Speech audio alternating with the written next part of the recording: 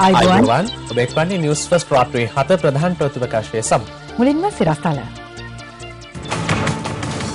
India අග්‍රාමාත්‍ය ප්‍රධාන ලේකම් හා ජනාධිපතිතුමා අතර හමුවක්. ගොවීන් 4 දෙනෙකු වැලිකන්දේදී වෙඩි තබා ඝාතනය කෙරේ. ජවිපේ කාර්යාල 6කට ප්‍රහාර. සීගිරියේදී යලිත් බඹර ප්‍රහාරයක්. අග්‍රාමාත්‍ය ප්‍රධාන ලේකම් ටී.කේ.ඒ. නායර් මහතා අද පස්වරුවේ ජනාධිපති මහින්ද රාජපක්ෂ මහතා හමු වුණා. අරලියගහ මන්දිරයේදී සිදු මෙම හමුවේදී දෙරට අතර ද්විපාක්ෂික සබඳතා පිළිබඳව දීර්ඝ වශයෙන් සාකච්ඡාවට ලක් වී තිබෙනවා. ජනාධිපති මාධ්‍යංශය නිකුත් කළ නිවේදනයක දැක්වුණේ දෙරටේ පරිපාලන ක්‍රම පිළිබඳව මෙන්ම දැනට ක්‍රියාත්මක බලය විමතිගත කිරීමේ ක්‍රමවේදය පිළිබඳවද මෙහිදී දීර්ඝ වශයෙන් සාකච්ඡාවට ලක් වූ බවයි. මේ අවස්ථාවට ජනාධිපති ලේකම් ලලිත් වීරතුංග, විදේශ කටයුතු අමාත්‍යාංශ ලේකම් පාලිත කොහොන සහ ශ්‍රී ලංකාවේ ඉන්දියා මහ කොමසාරිස් ආලෝක් ප්‍රසාද් යන මහත්වරුන්ද එක්ව සිටියා.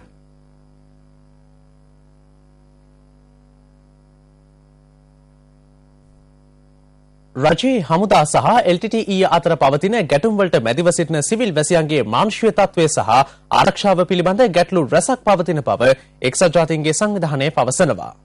නිව්යෝර්කයේ සිටින එම සංවිධානයේ ප්‍රකාශිකා මිචෙල් මොන්ටානා මහත්මිය එහි වෙබ් අඩවිය වෙත නිවේදනයක් නිකුත් කරමින් පවසන්නේ වන්‍ය ප්‍රදේශයේ පිහිටවා ඇති යුද මුක්ත කලාපයට තවදුරටත් ෂෙල් වෙඩි ප්‍රහාර එල්ලවන බවට වාර්තා වන බවයි.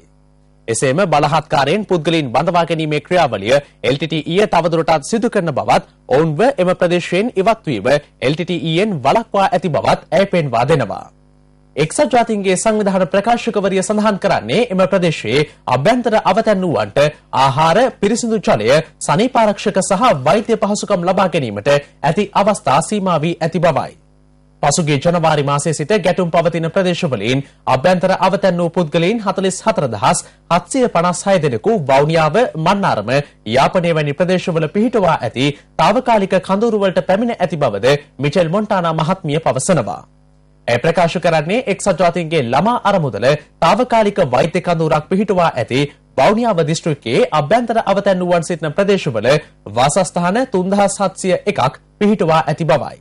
මේ අතර ගැටුම් පවතින ප්‍රදේශවලින් සිවිල් වැසියන්ට ඉවත් වීමට ඉඩ ලබා දෙන ලෙසත් ඔවුන්ට මානුෂීය කටයුතු සඳහා ප්‍රවේශයක් ලබා දෙන ලෙසත් එක්සත් ජාතීන්ගේ මහලේකම් බැන් කි-මූන් මහතා සහ එම සංවිධානයේ ඉහළ පෙළේ නිලධාරීන් රජයෙන් සහ LTTE සංවිධානයෙන් අඛණ්ඩව ඉල්ලා සිටිනවා. නිදහස සහ මානව හිමිකම් කඩකිරීම වැළැක්වීම සඳහා අඛණ්ඩව සහාය ලබා දෙන ලෙස එක්සත් ජාතීන්ගේ මානව හිමිකම් පිළිබඳ මහ කොමසාරිස් නවනීදන් පිල්ලේ මහත්මිය ඉන්දියාවෙන් ඉල්ලා සිටිනවා. නවනීදන් පිල්ලේ මහත්මිය ඉන්දියාවෙන් ඉල්ලා සිටිනවා. ඇය පවසන්නේ විශේෂයෙන්ම සිය කලාපයේ පිහිටි ශ්‍රී ලංකාව, මියන්මාර් යන රටවල පවතින තත්ත්වයන් පිළිබඳව වැඩි අවධානය යොමු කරන ලෙසයි. දෙදින ඉන්දියානු සංචාරයක නිරත වන පිල්ලේ මහත්මිය නවතිලි නුවර පිහිටි ජාතික මානව හිමිකම් කවුන්සිලේදී මේ අදහස් පළ කළා. එක්සත් ජාතීන්ගේ මානව හිමිකම් පිළිබඳ මහ කොමසාරිස් නවනීදන් පිල්ලේ මහත්මිය මෙහිදී ඉන්දියාවේ ප්‍රජාතන්ත්‍රවාදී නීති ආයතන සිය පැසසුමට ලක් කර තිබෙනවා. ඇය රටින් ඉල්ලා ඇත්තේ කාලෝචිත නොවන සහ යටත් විජිත යුගයේ නීති වෙනස් කිරීමට කටයුතු කරන ලෙසයි. විශේෂයෙන්ම සිය කලාපයේ මානව හිමිකම් කඩවීම වැළැක්වීම සඳහා හඬ නගන ලෙසද නවනීදන් පිල්ලේ මහත්මිය ඉන්දියාවෙන් ඉල්ලා සිටිනවා. දෙමළ ජාතික සන්ධානය අද ප්‍රවෘත්ති සාකච්ඡාවක් ඇඳවා තිබුණා. අද පස්වරුවේ කොළඹදී පැවති මෙම ප්‍රවෘත්ති සාකච්ඡාවට දෙමළ ජාතික සන්ධානයේ පාර්ලිමේන්තු මන්ත්‍රීවරුන් පිරිසක්ද එක්ව සිටියා. මෙම සන්ධානයේ පාර්ලිමේන්තු කණ්ඩායම් නායකවරයා මෙහිදී පැවසුවේ පසුගිය 23 වැනිදා ජනාධිපති ලේකම්වරයා එවූ ලිපියට අනුව සාකච්ඡා සඳහා සහභාගී වීම පිළිබඳව ඊයේ රාත්‍රී වනතුරු සාකච්ඡා කළ බවයි. එළුවනේ කියන තිබුණේ දැන් රටේ තියෙන්නේ පොලිටිකල් සිටුේෂන් සම්බන්ධව කතා බස් කරන්න අපිට ඉන්න කියලා. ඒ පොලිටිකල් සිටුේෂන් කියලා කිව්වේ මිසක් ඒක මොකද්ද? මොකද්ද කතා කරන්න යන්නේ? තීන්දුවක්ද? පොලිටිකල් සොලියුෂන් එකක්ද? එම කිසිම දෙයක් ඒ ලියුමනේ දාලා නැහැ. ඊට අර දැන් වන්නේ පළාතේ මුල්තිබු දිස්ත්‍රික්ක් එකේ වෙන්නේ දේවල් සම්බන්ධව කතා බස් කරන්නත් පුළුවන් කියලා ඒ ලියුමනේ කිසිම දෙයක් තිබුණේ නැහැ. අපි ඉල්ලන්නේ එක පළවෙනි එක මේකට ඉස්සර තීන්දුවක් ගේන්න ඕන. මේ සිවිලියන් ජනතාව මේ කරදරෙන් ඒගොල්ලෝම බේරගන්න මොකද දෙයක් කරන්න ඕන. ඒක කරන්නේ නැතුව නිකන් පොලිටිකල් සිටුේෂන් සම්බන්ධව කතා කරන්න යනවා කියලා කිව්වොත් නම් ඒක එකෙන් අපිට වැඩි විශ්වාසයක් ගන්න බැරි දෙයක්. මේ වගේ දේවල් වෙනකොට කතා කරන්න පුළුවන් කියලා හිතන්නේ ඒක බැරිද කියලා අපි හිතනවා. අපි කතා කරන්න ලෑස්ති. කතා කරන්න බෑ කියලා අපි කියන්නේ ඕන දෙයක් සම්බන්ධව කතා කරන්න ලෑස්ති. අපේ ජනතාවට මේම තත්ත්වයක් තිබෙනකොට කොහොමද අපි කතා කරන්නේ? මේකයි අපේ අහන්නේ ප්‍රශ්නේ. මේම කරන්නේ කෙරුවොත් නම් මේ ප්‍රශ්නෙට විසඳුමක් ගේන්න බෑ කවදාවත් හරි.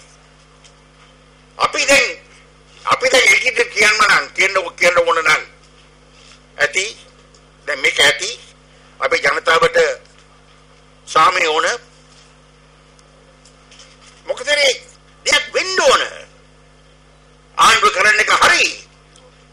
ආණ්ඩුවේ පැකේජයක් තියෙන එක හොඳ පැකේජයක්. ආයිත් මම මේක බාර ගන්න බෑ කියලා කියන්නේ. එමෙ කියන්න පුළුවන්කමක් තිබෙන්න ඕන. ඒක දෙයක් නෑනේ. මේක ඇත්තනේ ප්‍රශ්නේ. දැන් කෙටි විරාමයක්.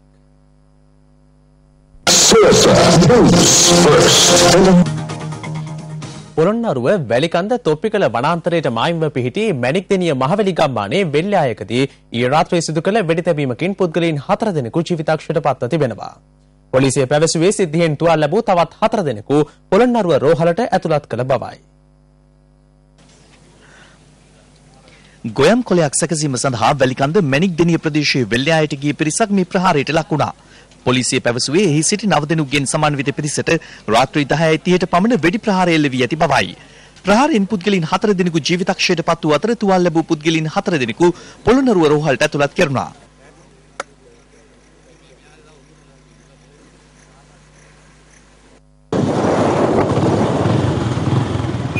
රෝහල් ගත කළ පුද්ගලයන් සිව් දෙනාගේ තත්ත්වය බරපතල නොවන බවද පොලිසිය සඳහන් කළා.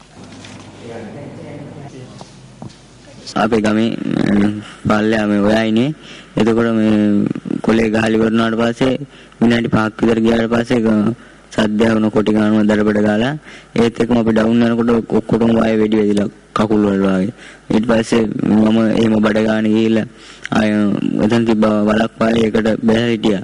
ඊට පස්සේ එතනම ඒ කට්ටිය ඇවිල්ලා හොයලා බලලා චෝයිස් ගහලා බලලා මේ එතන ටැට්ටරේ හිටියා.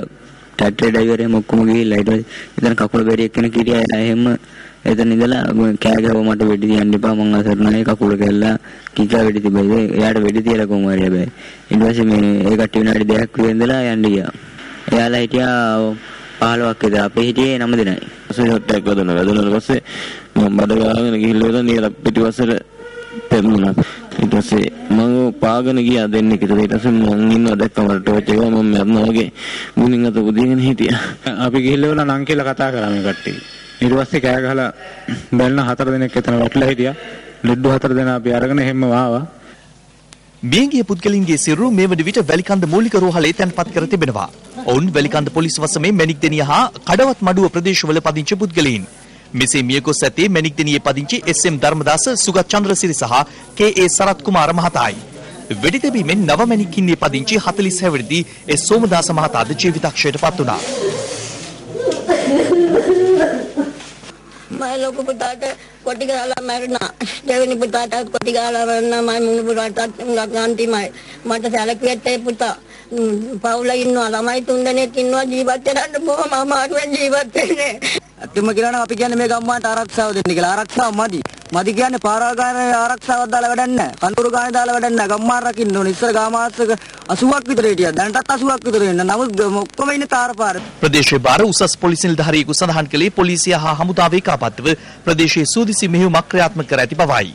මේ අතර පෙරේදා ත්‍රිකුණාමලයේ සේරුනුවර දෙහිවත්ත ප්‍රදේශයට ආසන්න ස්ථානයකදී එල්ල වූ වෙඩි ප්‍රහාරයකින් මිය ගිය පුද්ගලයන් 5 දෙනාගේ අවමංගල්‍ය කටයුතු හෙට සිදු කිරීමට නියමිතයි.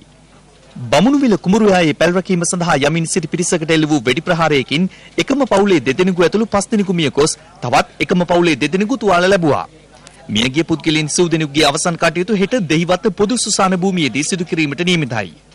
මියගිය 5 දෙනාගෙන් එක් අයෙකුගේ දේහය බණ්ඩාරගම ප්‍රදේශයට රැගෙන ගිය බව ඥාතීන් පැවසුවා. අප වාර්තාකරු පැවසුවේ මියගිය අයගේ අවමංගල්‍ය කටයුතු සිදු කිරීම සඳහා සේරුවිල වැඩබලන ප්‍රාදේශීය ලේකම්තුමා විසින් වන්දි මුදලක්ද පිරිනැමූ බවයි. කන්තලේ රෝහල් පොලිසිය පැවසුවේ සිද්ධියෙන් වෙඩිවැදුණු තුවාල සහිතව රෝහලට ඇතුළත් කළ පුද්ගලයන් දෙදෙනා කුරුණෑගල ශික්ෂණ රෝහලට මාරු කර යවූ බවයි.